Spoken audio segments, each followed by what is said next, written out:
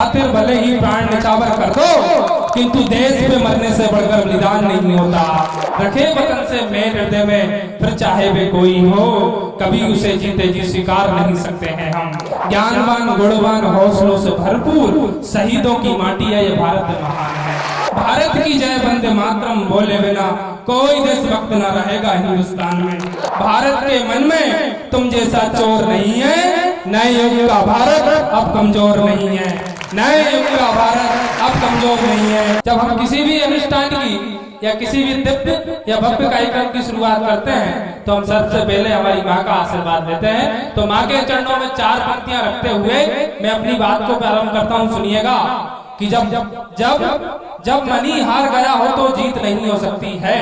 माँ का हमारे जीवन में क्या किरदार होता है, माँ हमारे लिए क्या रोल अदा करती है, तब 4 पंक्तियां निवेदित करता हूँ। सुनिएगा कि जब मनी हार गया हो तो जीत नहीं हो सकती है, जब मन में ही मेल भरा हो फिर प्रीत नहीं हो सकती है। हम अपनी बुद्धि से चाहें दुनिया के जितने जतन करें, किंतु माता के बिना जिंदगी संगीत नहीं हो सकती है, किंतु माता के बिना जिंदगी संगीत नहीं हो सकती है।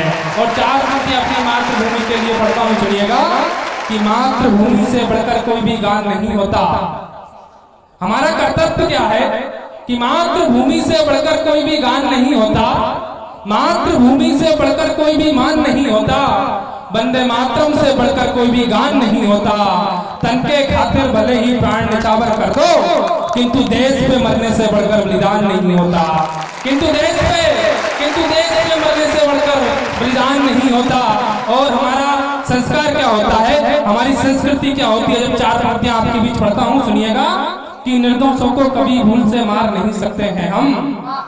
हमारा संस्कार क्या है, हमारे पास कोई अब्दुल कलाम आता है तो हम उसको राष्ट्रपति बना देते हैं, और कोई हमारे देश में कासिम घुसता है तो हम उसके फांसी के फंदे तक भी पहुंचा देते हैं। ये हमारे संस्कार होते हैं। तब पंक्तियां निवेदित करता हूँ। सुनिएगा कि निर्दोषों को कभी भूल से मार नहीं सकते हैं हम, विपदाओं को देख कभी भी हार नहीं सकते हैं हम। रखे वतन से मेल हृदय में, फिर चाहे वे कोई हो, कभी उसे जीते जी स्वीकार नहीं सकते हैं हम, कभी उसे जीते जी स्वीकार नहीं सकते हैं हम, कभी उसे जीते जी स्वीकार नहीं सकते हैं हम। और मैं अपने तेवर में आना चाहता हूँ, उससे पहले 4 पंक्तियां पढ़ता हूँ। सुनिएगा कि झूठ से हमारा कोई वादा नहीं होगा, झूठ से हमारा कोई वादा नहीं होगा, संवाद भी औकात से ज्यादा नहीं होगा, पर सियासत के डर से प्रहार न करें, ऐसा तो जहर का इरादा नहीं होगा, ऐसा तो जहर का इरादा नहीं होगा। तब भारत के संस्कार और संस्कृति की कुछ पंक्तियां आपके बीच रखता हूं। सुनिएगा कि छल कपट से दूर पावन साधना का देश है। और अभी नवरात्रि के साधना के दिन चल रहे हैं, तब ये पंक्तियां और प्रासंगिक हो जाती है कि छल कपट से दूर पावन साधना का देश है, ये सदा श्री राम की आराधना का देश है, मन वचन व कर्म से ईमान वाला देश है, चले सत्य पथ और स्वाभिमान वाला देश है, प्रेम व सद्भाव वाली भूमि है आनंद की, ज्ञान की आती महक इसमें विवेकानंद की। हिंदू मुस्लिम ज्ञान की आती महक इसमें विवेकानंद की।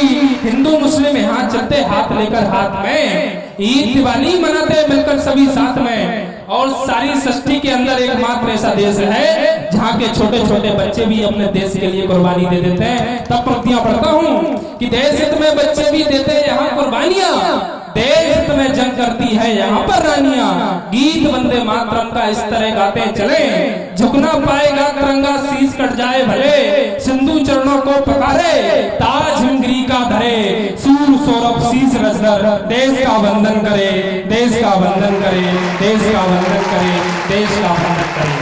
और इसी देश की वंदना में कुछ पंक्तियां आपके बीच रखता हूँ। सुनिएगा कि देश धर्म बड़ा धर्म और कोई दूजा नहीं, हमारे लिए सबसे बड़ा धर्म क्या है, तब पंक्तियां पढ़ता हूँ। अगर मेरी बात आप तक पहुंच जाए तो फिर आपकी प्रतिक्रिया मुझ तक पहुंचना चाहिए। तब सुनिएगा कि देश धर्म बड़ा धर्म और कोई दूजा नहीं। और हमारे सामने एक जीता जागता उदाहरण है आदरणीय कैलाश सोनी जी। वो सिर्फ अपने लिए जेल नहीं गए थे, इस मातृभूमि इस क्षेत्र इस देश के लिए जेल गए थे। तब पंक्तियां पढ़ता हूँ। सुनिएगा कि देश धर्म बड़ा धर्म और कोई दूजा नहीं, सीना तान सीमा पर खड़े बलवान हैं, हौसलों से जीती जंग हथियार रहे मौन, सारी दुनिया में बड़ा भारत का मान है, शस्त्र शास्त्र दोनों का ही भंडार है भारत में, हमको दोनों पर ही बड़ा अभिमान है, ज्ञानवान गुणवान हौसलों से भरपूर, शहीदों की माटी है ये भारत महान है, शहीदों की माटी है ये भारत महान है, शहीदों की माटी है ये भारत महान है। तब इस महान भारत के लिए कुछ पंक्तियां आपके बीच पढ़ना चाहता हूँ। यहाँ पर बहुत सारे युवा साथी बैठे हैं, आप सभी ने एक नाम सुना होगा, भगत सिंह। और भगत सिंह ने सिर्फ अपने लिए प्राणों का बलिदान नहीं दिया, वो चाहते तो अंग्रेजों से हाथ मिलाकर किसी राज के दीवान भी बन सकते थे, पर उन्होंने फैसला क्या किया। इसलिए कुछ पंक्तियां मैं आपके बीच रखता हूँ, अगर उनका चेहरा आपकी आंखों में सामने आ जाए और उनकी बात, उनका व्यक्तित्व अगर आपके सीने में धड़कने लगे तो फिर आपकी तालियां मुझ तक पहुंचना चाहिए। तब सुनिएगा कि जिसने सर पर बांधी पगड़ी मां पगड़ी का मान रखा।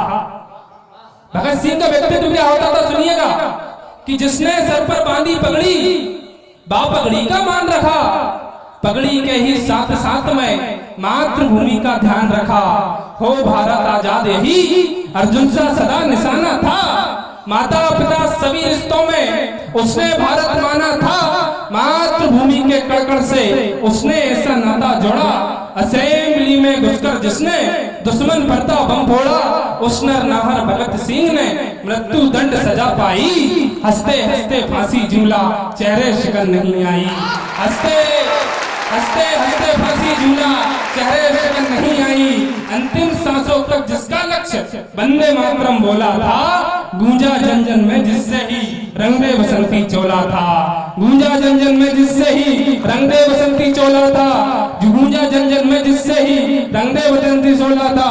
और मौज मस्ती में अब हम समय नहीं बर्बाद करें, और मौज मस्ती में अब हम समय नहीं बर्बाद करें, सीध झुकाकर एक बार फिर भगत सिंह को याद करें, सीध झुकाकर एक बार फिर भगत सिंह को याद करें, सीध झुकाकर एक बार फिर भगत सिंह को याद करें। और चार पंक्तियां और पढ़ता हूं, सुनिएगा कि किस माटी के लिए उन्होंने अपने प्राणों का बलिदान दिया था। सौर भरी सीरत सूरत है धरती हिंदुस्तान की, हिंदुस्तान का संस्कार क्या है, हिंदुस्तान की संस्कृति क्या है, इस माटी की ऐसी विशेषता क्या है कि यहाँ नारी हो चाहे बच्चे हो चाहे जवान हो, अपनी मातृभूमि के लिए अपने प्राणों का बलिदान भी हंसते हंसते दे देते हैं। तब पंक्तियां पढ़ता हूं, सुनिएगा कि सौर भरी सीरत सूरत है धरती हिंदुस्तान की, भारत का अखंड कीरत है धरती हिंदुस्तान की, तीर्थ यात्री इधर उधर जाने की नहीं जरूरत है, सभी तीर्थों का तीर्थ है धरती हिंदुस्तान की, सभी तीर्थों का तीर्थ है धरती हिंदुस्तान की। तब हिंदुस्तान के लिए कुछ और पंक्तियां पढ़ना चाहता हूं, सुनिएगा कि रणभूमि बीच जब युद्ध लड़ते हैं वीर, भारत में रहने का अधिकार किसका है, ये बात आपको और हमको जाननी पड़ेगी। अब हमें देश के लिए बलिदान देने की आवश्यकता नहीं है, अब हमें देश के लिए जीने की आवश्यकता है, देश के लिए संघर्ष करने की आवश्यकता है कि हमारे व्यक्तिगत निर्माण के साथ साथ देश का निर्माण किस तरीके से हो सके, ये सोचना के लिए हमें मजबूर होना पड़ेगा।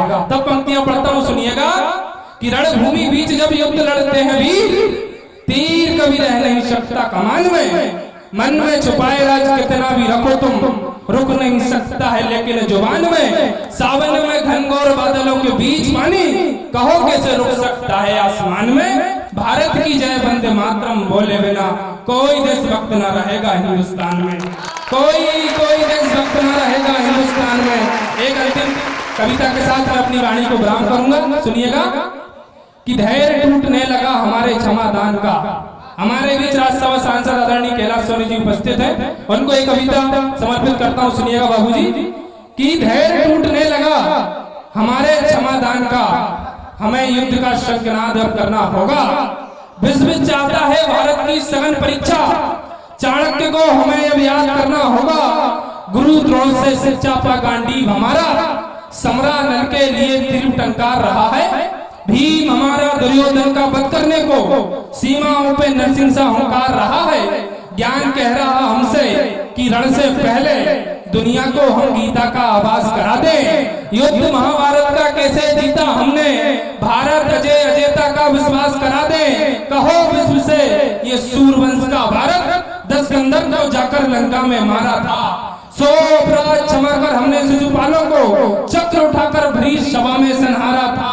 अब भारत वो नहीं कि जब तुम चढ़ आए थे पंचशील का नारा देकर आगे बढ़ाए थे।